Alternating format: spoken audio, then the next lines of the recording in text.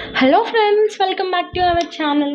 కోయంబత్తూరు జిల్లాలోని పొలోచిక్కి నైరుతి దిశలో చేటుమడై వెళ్లే దారిలో 15 కిలోమీటర్ల దూరంలో ఉన్న అనైమలై ప్రాంతంలో కొలువై ఉన్న మాసాణియమ్మ ఆలయం ప్రసిద్ధి చెందింది.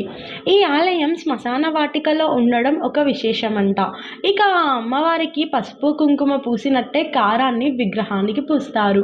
మరి ఆ వింత ఆలయం గురించి, అసలు ఆ ఆచారానికి గల కారణం ఏంటో ఇప్పుడు చూద్దాం.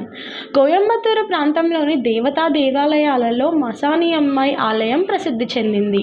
ఈ అమ్మవారి విగ్రహం 15 అడుగుల పొడవున్న భారీ మూర్తిగా పడమర వైపు తల మరియు కాళ్ళు తూర్పు వైపుకు విస్తరించి ఇతర ఆలయాలలో కనిపించని రూపంగా ఉంటుంది. ఈ ఆలయం చారిత్రాత్మకమైనది. రాముడు శ్రీలంకకు వెళుతున్నప్పుడు అనైమలైని సందర్శించినట్లు చెబుతున్నారు. మౌఖిక కథ కూడా అనైమలైని సందర్శించినట్లు చెబుతున్నారు.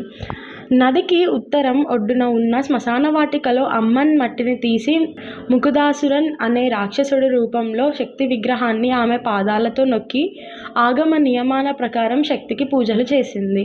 ఆదిపరాశక్తి మాయన రుద్రిగా ఆయన సన్నిధిలో ప్రత్యక్షమై శ్రీరాముని అవతార కార్యాన్ని నెరవేర్చడానికి వరప్రసాదాలతో మాయమైంది.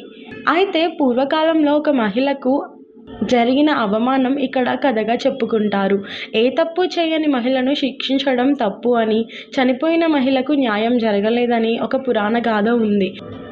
దానికి ప్రతీకగానే అక్కడ దేవత విగ్రహానికి మంచి లేతైన ఎండుమిర్చి నూర్చి ఆ విగ్రహానికి పూస్తారు.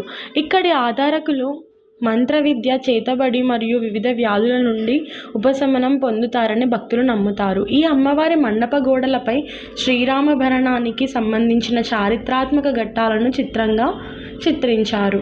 సో అది ఫ్రెండ్స్, విన్నారుగా, ఇది ఇవాల్టి వీడియో. మా వీడియో మీకు నచ్చినట్టయితే లైక్ చేయండి, షేర్ చేయండి.